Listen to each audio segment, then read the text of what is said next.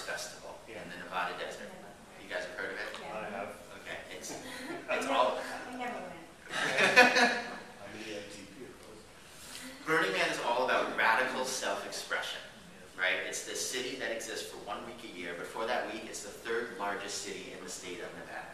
And there's nothing there. It's going to happen at the end of August, and right now, as we speak here, what is it, August 8th? There is nothing there. Nothing exists, except a couple of string lines. They're going to build it from scratch and tear the whole thing down a week later. And it's just going to exist. This city is a wonderful microcosm for our society. It takes all 4 temperaments for the city to come into being, exist, and go away, just as it takes all 4 temperaments for us to have the civilization that we have. And you can use Burning Man as a fascinating way to explain this. So, as a city that is built around the concept of radical self-expression and freedom, obviously, it's an SP city. It's Black Rock City is what it's called, and it's a world turned on its head. The SPs who are usually just pushing and, they feel trapped. And there are no windows in this room, as our ISFP said earlier. The world is there. There are no walls. They can do anything they want. The reason there's so much fire art is because nothing can really catch on fire. And so they blow things up and they burn things and they build a city out of nowhere. And you can see them. They are so crazy that when you get to Burning Man and you have to wait in this long line of cars before you can get through the gate, the SPs are already out of their cars. They're on this terrible alkaline soil that sucks the moisture out of your feet, but they're in bare feet. They don't care. They're here. They're alive. They want to interact immediately. They're loving it. They're just engaged because they know, like, this world's for me. Just for 1 week a year, the way I like to do things is the way I'm supposed to do things. And they are the lifeblood of the city. They build it, they tear it down, and they are the one where everyone is trying to get in touch with their inner extroverted sensing when they're there. Like, I'm just going to go do this. I'm just going to go do that. Let's go, let's go, let's go. But the city would be a disaster without your NTs. Your NTs showed up a little later. Your SPs showed up first because they had ideas like, I want to play croquet with my monster truck and a 10-foot ball of yarn, which is honestly one of the first things that was going on out there because it's completely flat. Nothing can go wrong, supposedly. But it got kind of lawless. Some people up here, a person got run over 1 year, someone else got shot. It was getting out of control. And the NTs come along like, we need a few rules. We need some structure. We need to put a pattern to this, and they put a golden spike where the man will actually go. And from that reference point, they structured streets. And they have a horseshoe-shaped city that has streets that go from A to H, depending on how big it is, going one way. And then it's a clock from 2 to 10. And you go around this way, 2:33, 3:34. It has a structure. And the NTs love this. They don't get a chance in our completely explored world to come to something rather chaotic and unknown and structure it. And structure it however they want. They love it. And as an NT, I show up there and I'm like, what's going on here? This is beautiful. I love it. The NFs show up and they create the lifeblood of the heart. They connect with everybody. Well, especially the ENFs. They are connecting with everybody. And I love you. This is great. The NFs are the ones who go out to a desert and actually feel like they're home. I've come home. I mean, this place is trying to kill you the minute you get there, basically.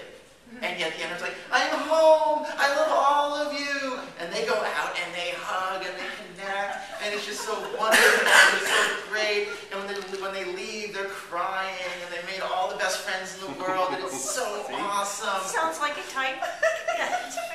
Of course, when they're introverted, one of the things they love is that it's the way the world could be, right? I mean, look this is what it could be. You could have a world where we all live together in harmony. You have a world where we can all live together, and it can look like this, and it's this radical vision, this introverted, intuitive vision that's come to life, that is there, and you get to interact with all those people and connect with them. And of course, the INFJs are more thrilled about that. The INFPs get a little more, the world should be like this all the time, so they're a little angrier about it. I should also mention, sometimes the INTJs are a little jealous that they didn't come up with the idea in the first place. So then, the most fascinating part for me would be the guardians, the SJs, the stabilizers. Where on earth would they fit in an SP city, right? It's the world on its head. How could they possibly stand it? And yet one of the things that makes Burning Man, one of the things that makes Black Rock City so amazing is that you actually have a lot of guardians there, and they're doing what they do best. They're maintaining.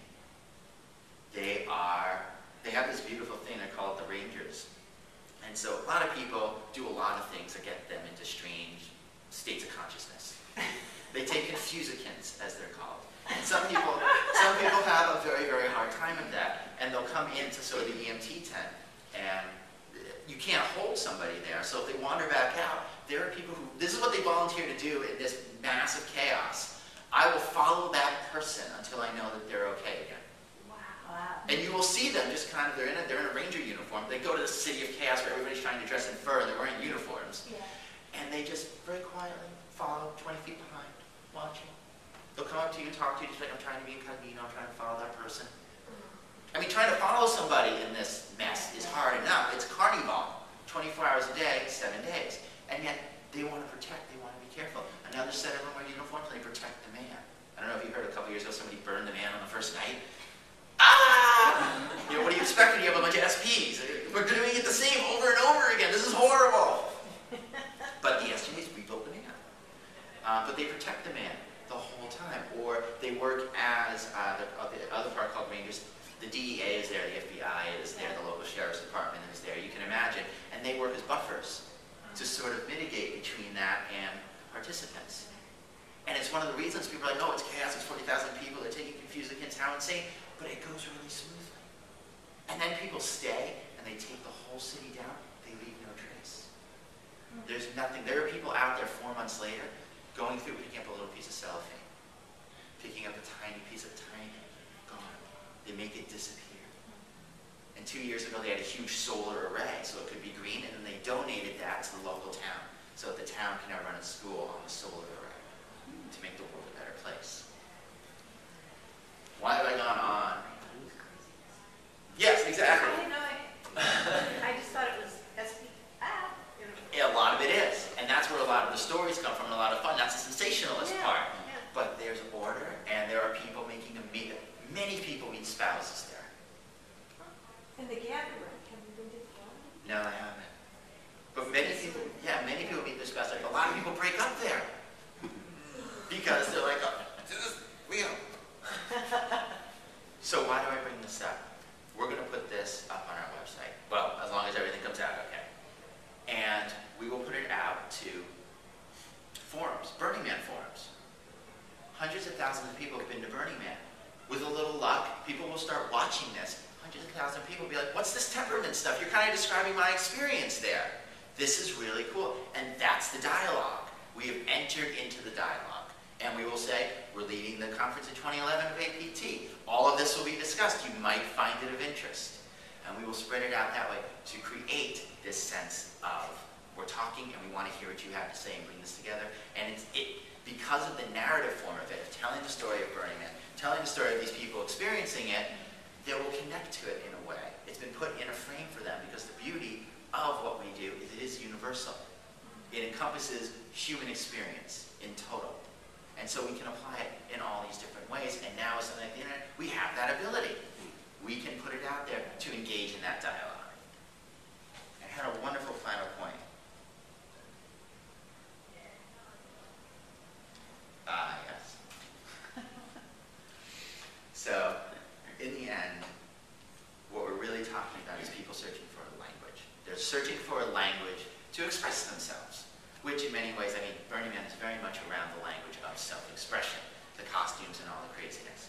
And what we have to do is take this language that we have, which is ingenious, and put it into the dialogue so that it becomes embedded in the dialogue that is going on all around us, around the world. Because people are going to love it.